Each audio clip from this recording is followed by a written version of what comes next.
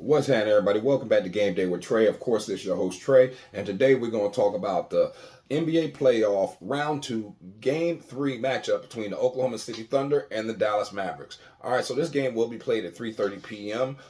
East Coast time. The line did open up over under 219, Dallas -3. The line has since moved over under 218, and it's still Dallas -3.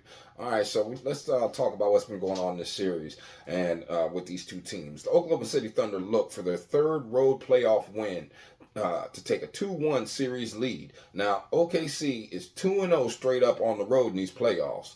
The Thunder are averaging 108 points on 47.4% shooting and allowing 95.3 points on 40.8% shooting. This is what they're doing on the road. Now, whereas Dallas Mavericks, they've won 3 of their last 4 playoff games and hope to take a 2-1 series lead. The Mavs are 2-1 straight up at home in these playoffs. All right, now the Mavs at home are averaging 107 points on 45.6% shooting and allowing 103.6 points on 44.1% shooting, guys. All right, but the reason that this series is played out the way it's played out is because you got to look deeper into the numbers. It's kind of flipped. This game has been a game of runs. I mean, like, this has been a serious game of runs when you talk about these two teams, and I'm going to tell you why. So in game one, Dallas got their behind kicked, 117-95. But here's how that happened. All right. In the first quarter, the game was tied, 23-23. And then in the second quarter, they got outscored by 9 points. Now, Dallas did come out and put up numbers. They put up 30 points. But the OKC, they put up 39 points in that quarter. So then when you look from that point on, in the second quarter and fourth quarter, OKC kind of coasted. And in that fourth quarter, Dallas kind of gave up. They only scored 16 points in the fourth quarter, guys. Now, how that happened, there's plenty of reasons why. Okay, plenty of things you can point to. All right, whether it be the fact that Dallas shot 39.3% from the field in that game, or OKC shot 44.9% from the field, or you could also look at the fact that Dallas shot 34.3% from three, and OKC shot 45.7% from three. Dallas turned the ball over 16 times. The OKC's only 11 turnovers. And then Dallas only had 39 rebounds to OKC's 52 rebounds, guys. That's what happened in that game one. That's why it ended up playing out the way it played out. I mean, Shai Gilgeous-Alexander, he shot 13 free throws, guys. He's 11 for 13 from the free throw line. He was only 8 for 19 from the field. All right, so that's how he ended up with those 29 points. But then when you look in the next game, guys, you look at game two. Game two, the Mavs took no prisoners. They literally took no prisoners from jump ball. Okay, they scored 36 points in the first quarter to OKC's 32, and then they just kept scoring. They scored 32 points in the second quarter to OKC's 30. Then they scored 31 points in the third quarter to OKC's 27, and then they scored one less point than OKC did in the fourth quarter, but by sheer attrition of keeping that lead all game long, okay, they won that game 119-110. All right, and you can't, whenever you got somebody like PJ Washington leading the team in points, scoring 29 points, okay, you can't predict that type of stuff. All right, nobody can predict PJ Washington lead the team in points, 29 points, shooting 11 from 18 from the field, guys, on one free throw. He only shot one free throw and he missed it. Okay, like Dallas shot 46.7% from the field and OKC shot 47.2% from the field. But here's the shot variance and here's the issue and the problem, right? In that game, OKC only shot 33.3% from three, whereas Dallas shot 48.6% from three. Okay, like when you have that big of a gap of how well a team is shooting from three from one game to the next, then you have a clear problem, okay? A clear and present problem. And in this game, the rebounds were closer. It was 44 rebounds to 41 rebounds, and they were tied in the turnovers, 10-10. So, of course, they're going to win by the 9 when they've been winning all game. They were carrying the game all game long, okay? And it's just, OKC did not come out with the fire that they needed. Especially but nobody can, like I said, nobody can predict PJ Washington as leading the team in scoring. Who was doing that? Who really thought PJ Washington was going to come out and score 29 points in that game? For real. All right. So, Mark Deneau didn't figure his team would run into the playoffs without facing adversity, guys. All right, we all know that. All right, no coach thinks that there's not going to be any adversity. Dagnow says he's curious but confident, said of how the team would react in the wake of Thursday's 119 to 110 loss that tied the series 1-1. He says, I'm not sitting here wondering. This is a team that's made a habit of getting back up. We keep a pretty steady temperament through the ups and the downs of the season, and this is part of the deal, guys. All right, now, this is playoffs, playing against really good teams. These are deep waters. You're going to throw some punches. You're going to take some punches. And now we've got to eat one, get back to zero, and be better team in game 3. Now, man, we know Luka's been going through a little bit with the injuries, but he kind of returned back to form in this last game with 5 3-pointers and a dominant stretch early and late. Now, we all know Washington scored that playoff high, and Kyrie had 11 assists to boost the Mavs in this win. But at the end of the day, who are y'all really looking for Kyrie to have 11 assists again? And are y'all really expecting P.J. Washington to score 29? Okay, like, I understand they're at home, and I'm going to make arguments for both teams, all right? But at the end of the day, there's things that happen sometimes that nobody has control over, guys. That's why in-game betting is also a good idea, all right? Now, when you're looking at these two teams, you got to look at the injury report. OKC is the healthiest team in the playoffs, whereas Luka's still questionable with the right knee sprain and left knee soreness, and it's unclear if he'll take the court. But of course, we know he's going to take the court. He's played 334 minutes so far this playoff, or somewhere like that, 340, some crazy number like that, man, on two bad knees. All right. We know Max Kleber's out. We know Prosper's out. And we know Greg Brown III is still going to be out, guys. All right. Now, so in the playoffs, OKC, we know they're 5-1. All right. Straight up. And and Dallas is 5-3 straight up. Okay. But when you look at how this team plays as an away underdog, just on the season going into the playoffs and throughout that season and playoffs combined, right? Okay, so OKC as an away underdog is straight up is 7-8, all right. Whereas as a home favorite, Dallas is 21-10 straight up, guys. So they do show up in this situation, especially when it's equal rest. When it's equal rest, Dallas is just on the season 39-19. So they do play well in that type of situation, guys. Now against the spread, as an away underdog, OKC 7-7-1 on the season, whereas as a home favorite against the spread, Dallas is 17-14 as a home favorite, guys.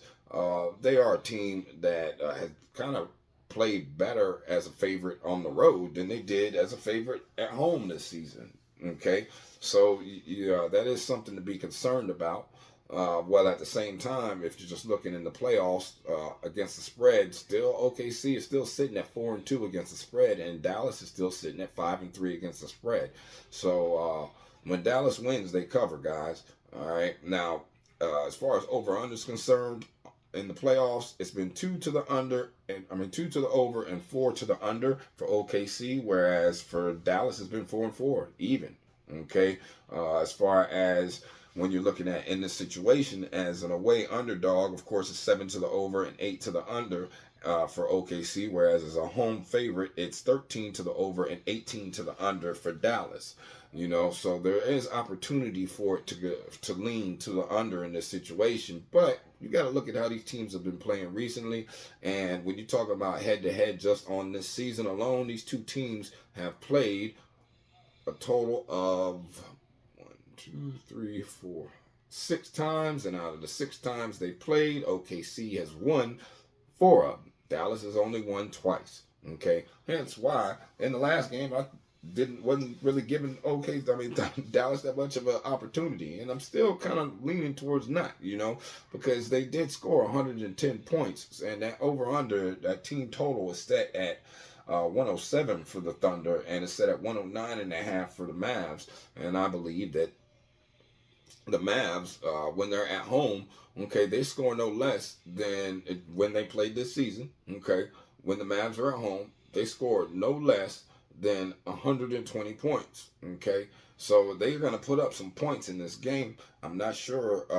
I mean, I know that the defenses have been better for these teams. Okay, since the playoffs started and this and that and the third. But at the end of the day, man, when you're looking against the spread, OKC runs it 7-3. When you're looking straight up, OKC runs it 7-3. And when you're looking over under, it's been 8 to the over and 2 to the under in the last 10 times they played. They only gone under twice, guys, in the last 10 games. And like I said, they went out of the 6 games they played this season, 2 of them went under. So it's 4 to the over and 2 to the under. And then when you're looking at how these two teams have been playing recently, though, OKC has been leaning more towards unders than overs, guys. They've only had 3 games go over in the last 10 games they played.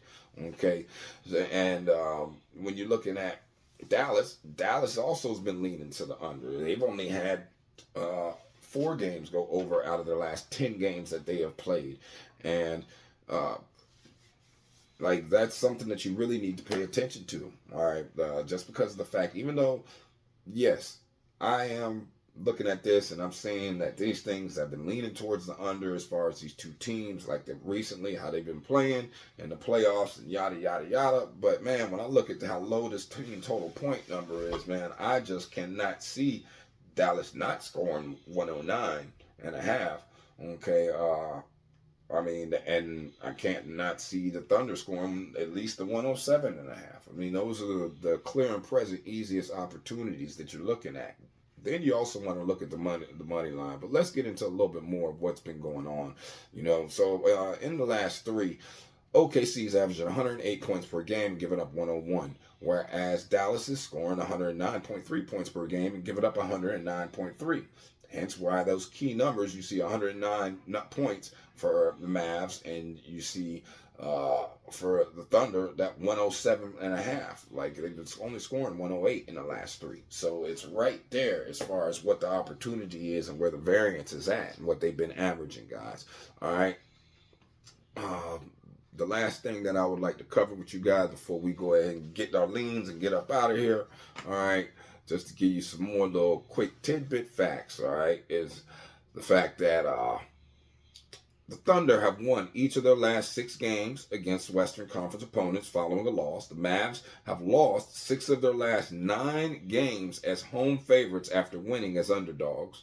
Okay, the Thunder have covered the spread in each of their last 6 playoff road games against the Mavs, and the Mavs have failed to cover the spread in 7 of their last 8 home games after winning as underdogs. Now, the Mavs have won each of their last 6 home games against Northwestern opponents. The Thunder have lost each of their last 6 road games following a home loss. All right, lost each of their last 6 road games following a home loss. Just remember that. Okay, the Mavs have covered the spread in each of their last 6 home games against Northwestern Division opponents. All right.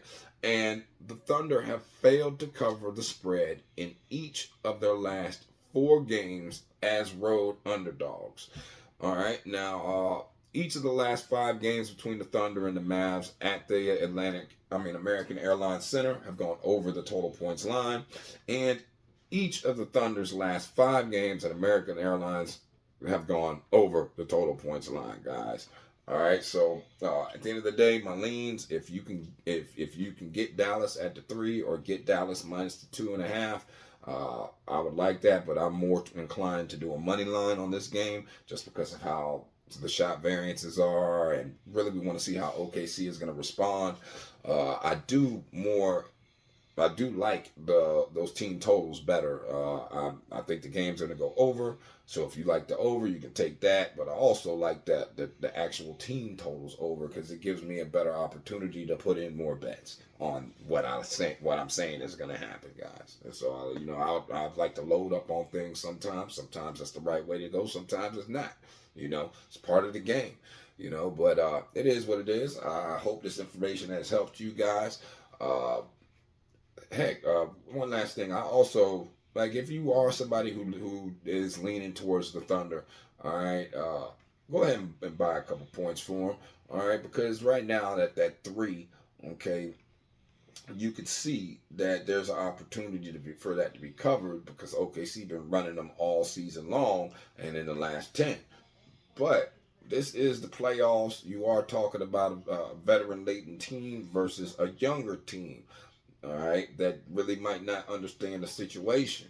Okay, plus Jason Kidd is more of a veteran coach in this situation versus Dagnall, and that, like, to me, that's what it's really going to come down to: is who's going to be the better coach. What coach do you trust better in this situation to actually perform plays, run plays, not just run down the court and shoot threes?